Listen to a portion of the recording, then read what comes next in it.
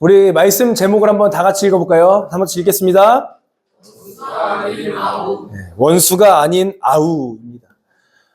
지금 2026년 1월을 접어들면서 우리는 지금 창세기부터 이제 말라기까지 좀 구약을 한번 살펴보려고 합니다. 우리 지난주 설교 전에 그 전주 설교가 뭐였죠? 창조. 창조를 통해서 우리가 뭘 알아야 된다? 우연이 아니라 계획이다. 우리가 창세기 1장을 통해서 인간의 정체성에 대해서 배웠었습니다. 우리는 어느 날 우연히 창조된 존재가 아니라 하나님께서 분명한 목적을 가지고 말씀을 통해서 그분의 계획 가운데에 창조하게 하신 존재임을 기억하라고 말씀을 드렸습니다. 많은 피조물들 가운데에 인간에게만 특별하게 하나님의 형상을 부여하심으로 하나님의 사랑을 우리 가운데에 덧입혀 주신 거죠. 우리는 그러한 특별한 존재임을 잊지 않고 살아갈 때에 올 한 해도 바로 세워진다고 이야기를 했었습니다. 그리고 지난주 창세기 2장을 통해서 우리는 무엇을 배웠습니까? 노동에 대해서 배웠습니다. 하나님 형상인 인간에게 주어진 역할과 최초의 죄에 대해서 봤습니다. 최초의 인간을 하나님께서 에덴 동산에 두시면서 주신 사명이 있는데 그 사명이 뭐라고요? 경작하고 지키라 라고 말씀드렸습니다. 그러면서 여러분들 한 가지 어려운 질문 드리겠습니다. 여기서 경작하라가 히브리어로 뭐였죠? 아바드. 할렐루야. 아바드. 은혜 아래 있습니다. 네, 좋습니다. 네, 아바드입니다. 이 아바드가 출애굽기와 여호수아에서는 뭐 어떤 단어로 쓰였다? 경작하라가 아니라 섬기다라는 단어라는 겁니다. 즉 인간에게 부여하신 경작하는 노동은 하나님을 섬기는 또 다른 방법이라고 이야기를 했었습니다. 하나님께서 최초의 인간을 에덴 동산에 두시면서 놀고 먹는 존재로 부르신 게 아니라 하나님께서 심히 보기 좋았던 그 에덴 동산을 가꾸는 하나님의 정원사로 우리를 부르셨다는 겁니다. 그러나 중요한 것은 이 노동은 하나님의 말씀 아래에 있어야 한다고 말했습니다. 아담 자신이 자신의 노동의 주인이 되니까 이 죄를 범한 것 아니겠습니까? 그리스도인들은 하나님이 중심이 되는 노동을 해야 합니다. 그래서 우리가 지난 시간의 말씀을 통해서 깨달은 것은 아담의 죄 때문에 노동이 생겼다 아니다? 아니다. 아담의 죄 때문에 노동이 생긴 것이 아니라 아름다운 노동이 변질된 사건이 죄라는 겁니다. 노동은 하나님의 형상들에게만 주어진 하나님께서 주신 아름다운 일입니다. 한 주간도 여러분들의 에덴에서 잘 경작하고 지키다 오셨습니까? 우리의 삶 가운데에서 하나님께서 기뻐하시는 노동을 하시길 소망합니다. 우리는 지난 시간까지 아담의 죄와 그로 인한 결과를 보았다면 오늘 본문은 그 죄가 어떻게 확장이 되어지고 있나를 보려고 합니다. 죄는요, 개인의 마음을 넘어서 관계 속으로 흘러가게 되어 있습니다. 창세기 4장은 우리가 오늘 읽은 본문은 우리가 너무나도 잘 아는 말씀입니다. 한 형제가 등장합니다. 누구와 누구죠? 가인과 아벨이죠. 우리 너무나도 잘 알고 있습니다. 에덴에서 쫓겨난 이 아담이 자녀를 낳았는데 그 자녀가 가인과 아벨입니다. 가인은 뭘 하는 사람이었죠? 그쵸, 농사를 하는 사람이었습니다. 아벨은 뭐 하는 사람이었죠? 양을 치는 사람이었습니다. 그런데 어느 날 이 형제가 하나님께 제사를 드리는 일이 있었습니다. 하나님께서 기뻐하시는 제사를 드리기 위해서 이 두 형제가 모였어요. 근데 안타깝게도 한 사람의 제사는 하나님께서 받지 않으십니다. 누구의 제사를 받으셨죠? 아벨의 제사를 받으셨습니다. 가인의 제사는 하나님께서 받지 않으셨습니다. 많은 사람들이 이유를 궁금해하지만 성경에서는 길게 이야기하고 있지 않습니다. 그리고 여러분들 더더군다나 창세기에는 제사과 관련된 법이 있었을까요? 없었을까요? 없었습니다. 이 제사법은요, 후대에 한참 뒤에 하나님께서 어떠한 제사를 원하신다라고 말씀하셨지 당시에는 어떠한 제사법도 있지 않았다는 겁니다. 당연히 뭐가 잘못되었고 뭐가 잘 되는 제사인지를 몰랐을 겁니다. 오늘 본문도요, 가인의 제사를 받지 않은 이유를 설명하지 않습니다. 그러나 성경에서 주목하는 것이 있는데 그게 뭐냐? 제사를 받지 않은 후에 가인의 그 모습을 성경은 주목하고 있다는 겁니다. 자신의 제사가 거절되자 가인은 몹시 분노합니다. 우리 창세기 4장 6절 말씀 다 같이 읽겠습니다. 여호와께서 가인에게 이르시되 네가 분하여함은 어찌되며 안색이 변함은 어찌되며. 네, 지금 가인의 안색이 변했습니다. 하나님은 가인의 표정 하나하나를 알고 계셨다는 겁니다. 그리고 지켜보고 계셨다는 겁니다. 그런데 제사가 거절되자 가인의 표정이 확 안 좋아졌습니다. 가인은 분노합니다. 그러면서 7절에 하나님께서 이렇게 말씀하십니다. 함께 읽겠습니다. 너가 선을 하면 어찌 낯을 내지 못하겠느냐. 선을 하지 아니하면 죄가 왜 엎드려 있느냐. 죄가 너를 원하나 너는 죄를 다스릴지니라. 죄를 다스리라고 하십니다. 그의 분노가 얼마나 컸으면요, 지금 무슨 일을 내도 내겠다는 겁니다. 하나님께서 말씀하시는 겁니다. 가인에게, 가인아, 너가 지금 하려고 하는 것 멈춰라. 하지 말아라. 너가 지금 뭘 할지 아는데 너가 생각하는 거 그거 접어둬라 라고 말하는 겁니다. 너는 죄에게 너의 삶을 내어주지 말고 죄를 다스려야 한다 라고 기회를 주신 것입니다. 가인은 지금 선택을 해야 됩니다. 죄를 다스릴지 아니면 죄의 다스림을 받을지, 이 중요한 결정을 해야 됩니다. 그러나 가인은 어떠한 결정을 하냐? 죄에게 자신의 삶을 내어 주었습니다. 하나님의 말씀이 우선이어야 하는데 가인은 자신의 분노가 자신을 움직이게 하였습니다. 그 결과로 자신의 아우 아벨을 들판으로 불러냅니다. 우리 4장 8절 말씀 읽겠습니다. 함께 읽겠습니다.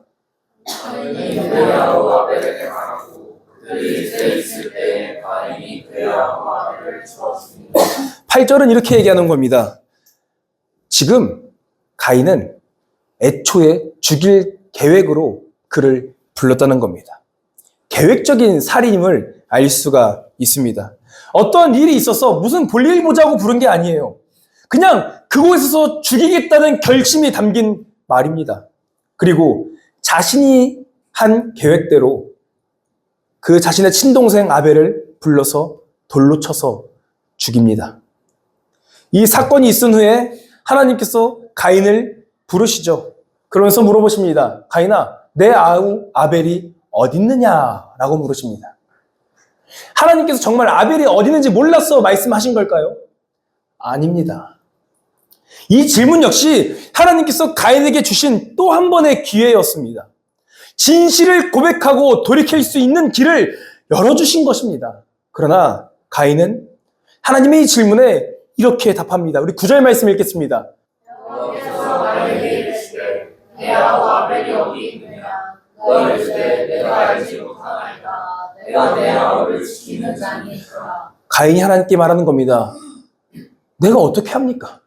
하나님, 내가 내 아우를 지키는 자입니까? 라고 말하는 겁니다. 이 대답은 죄에게 자신의 삶을 바친 가인이 생각하는 인간관계를 잘 반영해 주는 것입니다. 그가 생각한 인간관계를 한마디로 정의한다면 뭐냐? 그가 나와 무슨 상관이 있습니까? 이것입니다. 하나님의 질문에 이렇게 대답한 겁니다. 하나님, 아벨을 왜 나에게 찾으십니까? 내가 내 동생을 지키는 사람입니까? 하나님, 나 혼자 살기도 바쁜 세상입니다. 내가 굳이 다른 사람까지 책임져야 됩니까? 나의 인생만 잘 살면 되지 않겠습니까? 아니, 각자 살면 각자가 사는 것이지요. 각자 도생이지 않습니까? 이렇게 하나님께 이야기를 한 겁니다. 죄의 결과에 빠진 가인이 가지고 있던 인간관계의 결과입니다. 하나님께서 이어준 가족, 한 부모에게서 태어난 형제라도 자신과 상관이 없다는 겁니다. 이게 죄에 빠진 가인이 가지고 있던 생각입니다. 이 대답을 들으신 하나님께서는 불같은 화를 내십니다. 이 대답에는 어떤 의미가 있냐면 하나님의 부르심을 믿지 못한다는 겁니다. 한 가정의 장자로 보내신 하나님의 이유와 목적을 알지 못하고 그를 거기에 부르신 사명을 모른다는 겁니다. 성경은 가인에게 정확하게 말합니다. 가인아, 너는 내 동생을 지키는 자다. 하나님이 가인을 먼저 태어나게 하신 데에는 분명한 뜻이 있습니다. 혁으로서 동생을 지키는 자로 부르셨다는 겁니다. 가인의 죄가 삶을 지배하게 되니까 하나님이 이어준 관계를 소홀하게 되는 것입니다. 우리는 이런 걸 인연이라고 하죠. 인연. 한 가족이 되는 것. 지나가는 우연한 사람, 지금 옆에 앉은 사람들, 우리는 인연이라고 합니다.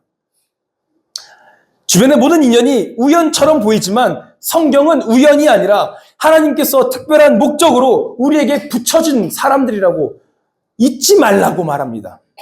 요즘 시대가 참 이기적인 시대이지 않습니까? 그렇죠, 여러분들. 참 이기적인 시대죠. 제가 뼛속까지 이 세상은 이기적이다라고 생각한 게 뭐가 있냐면 전세 사기를 당했을 때입니다. 제가 재작년에 전세 사기를 당했죠. 전세 사기를 당했는데 이 전세 사기라는 게 뭡니까? 내 주머니를 위해서 다른 사람은 생각하지 않는 것 아닙니까? 내 배를 채우기 위해선 이 사람이 어떻게 되든 말든 상관없다는 거 아닙니까? 그리고 또 어떠한 일이 되냐면요. 전세 사기를 당했다는 소식이 마치 소문이라도 난 것처럼 전화가 옵니다. 도와주겠다고. 생전 모르는 사람한테 전화가 옵니다. 자기가 그거 관리를 잘하는 사람이랍니다. 저는 거절을 했죠. 저는 박영훈 간사님이 계셨기 때문에 거절했습니다. 든든한 백이 있었기 때문에. 근데 제 지인 중에 한 명은 그 사람과 연락을 하면서 자신의 개인정보를 다 주고 결국 모든 걸 잃게 되었습니다. 이게 여러분들 좌절과 절망에 지푸라기라도 닿는 심정으로 그 사람을 믿었는데 결국 그 사람 또한 사기를 쳤다는 겁니다. 전세 사기를 하는 사람들, 그리고 전세 사기를 통해서 이용하는 사람들, 그리고 전세 사기를 당하는 사람을 지켜보는 사람들, 이런 사람들이지 않습니까? 하나님, 나는 전세 사기를 당하지 않게 해주셔서 감사합니다.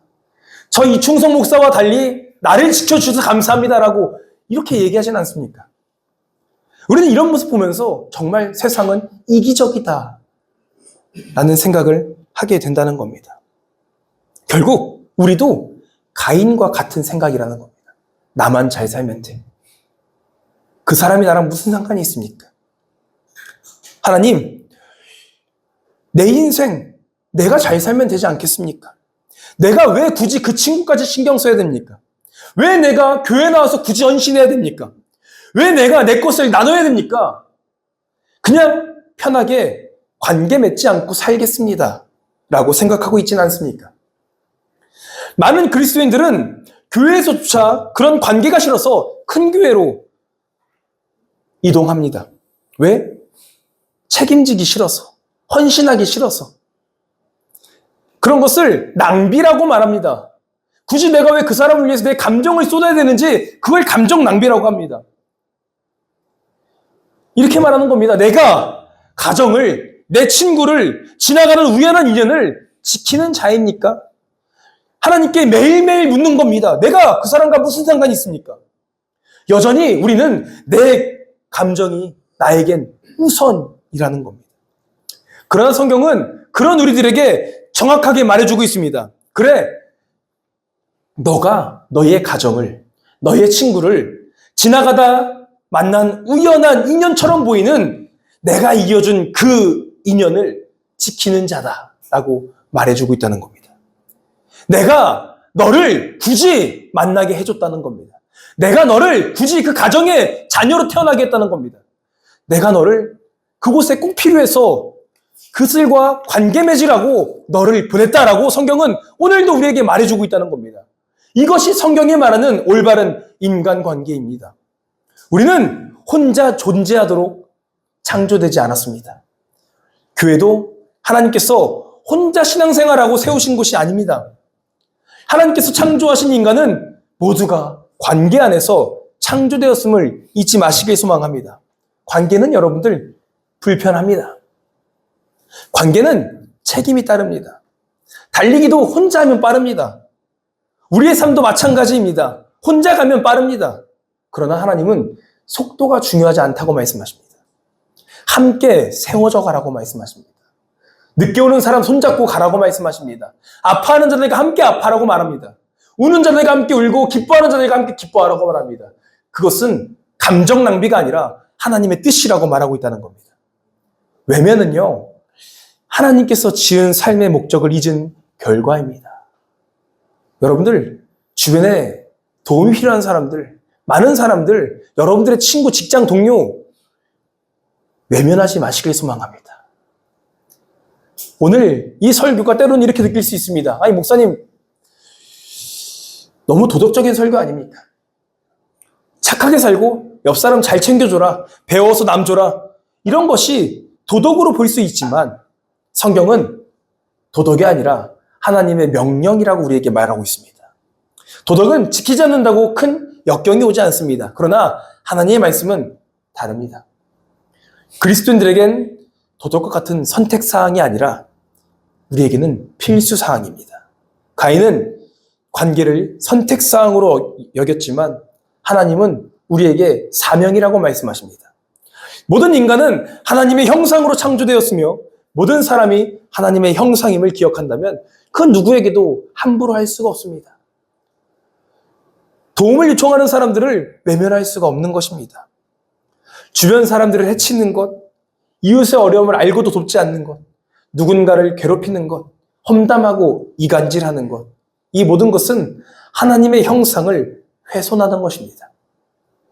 주변의 모든 관계는 하나님께서 여러분들께 맡긴 사람들입니다.